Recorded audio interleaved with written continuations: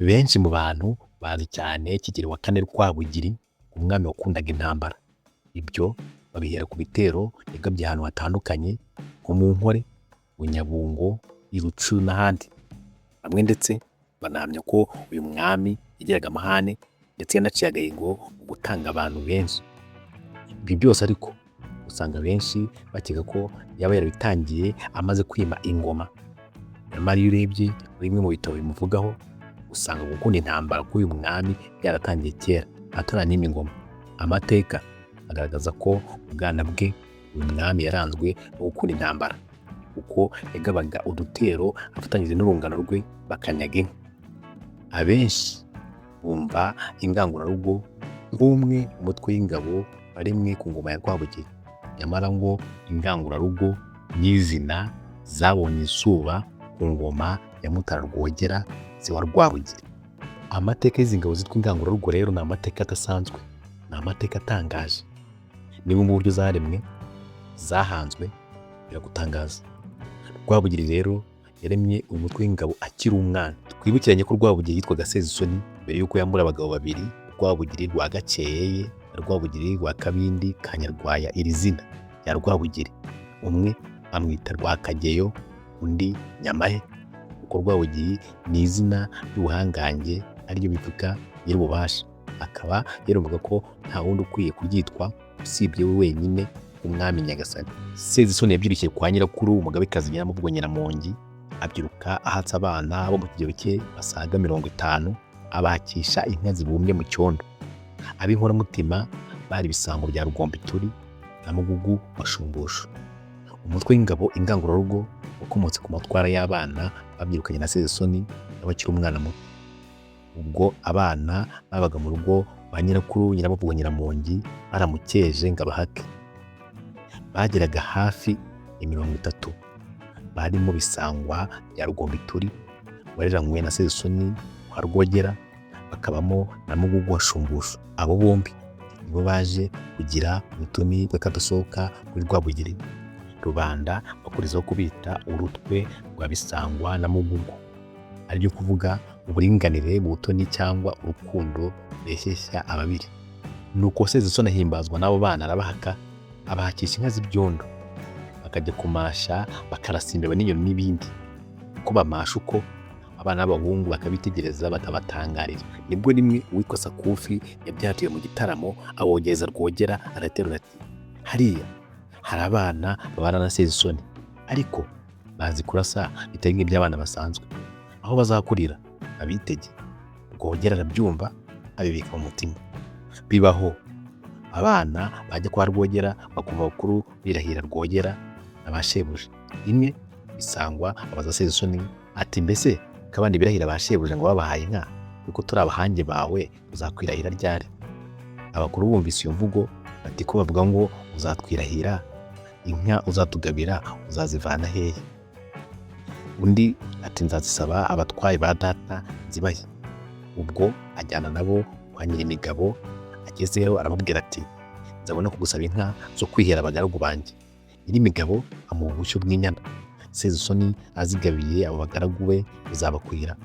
Abwira abazibuze ati, namwe nzabasabira Rwogera izanyu. Abana barashega bati, jya kumusaba uyu munsi natwe tugabire. Sezisoni ajya kwa se ati, nje kugusaba inka zo kwihera abagaragu, kuko izo Nyirimigabo yampaye zitabakwiriye. Rwogera asubiza Sezisoni ati, sinabonye se ufite inka nyinshi, wabagabiye mu zabo. Ubwo yamubwiraga za zindi z'ibyondo abana babombaga. Sezisoni arahora agenda arakaye n'abahange be. Ageze imuhira arega Rwogera kuri nyirakuru Nyiramuvugo. Atubonye Rwogera ngo musabe inka zo kwihera abagaragu, maze ambwire ngo nimbagabire izi byondo. Nyiramongi ati, rekeraho, nzakwihera izawe ubagabire. Hagati aho Rwogera ajya ku karubanda, asanga abahungu aho bakina, bamwe basimbuka inkiramende, abandi nabo barasana imbeho. Abibonye imibutso b'abana babana na Sezisoni, arabahamagaza. Baraza n'uduheto twabo, abategeka gufora. Bose bafora neza, barabishimirwa, babashingira uruti, baramasha, barushanwa bose bitangaza abakuru. batera imyambi nabwo barabishimirwa. Bigeze mu mashoka, Rwogera agiwe mu rugo ahamagaza inzoga, aha abahungu be, abana babazaniye ikigage baranywa. Mu gihe bakinywa, abana bahagama Rwogera bati tubwiye igihe uzahera Sezisoni inka azatugabira natwe tugiye tumwirahira. Rwogera arabihorera, abahungu bati mbese ko bakubaza ntubasubize biragenda bite? Undi ati nabonye ari abakogoto b'umuheto, bararebe uwo batera bamunyage.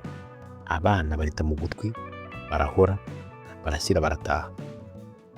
Bageze kwa Murorunkwere na Sezisoni baramubaza ati ko Rwogera tubwiye ngo tuzarebe aho inka ziri tubatere tuzinyage, none ntaho waturangira? Murorunkwere ati mu mujyi Ndorwa niho haba inka nyinshi. Baravugana bati kandi gamuraze tujyeyo. Barigendera bajya kurasa imbeba. Bugorobye bahindura, umwe muri bo arababwira ati basha muze dutere intama za Rwogera tuzinyage tutagombye kujya i Ndorwa. Imigambi barayinoza. Sezisoni abwira Nyiramavugo ati ngiye gutera Rwogera munyage inka nabonye iwe. Umugabekazi yumvise ayo magambo aramusetsa ati genda umutere. Ubwo atuma kuri Rwogera ati witegure, Sezisoni araguteye n'ingabo ze. Babigira ibitwenge.